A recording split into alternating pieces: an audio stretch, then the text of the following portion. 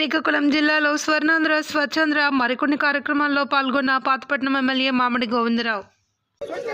అవగాహన కల్పించే దిశగా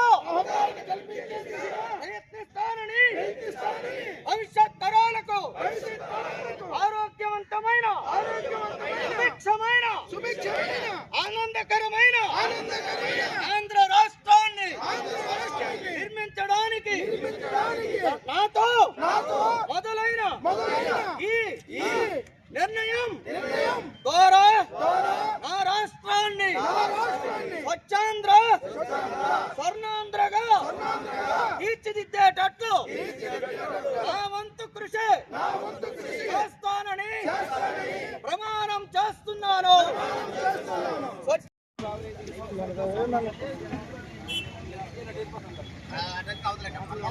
బాకెత్తాడు మా అందరికి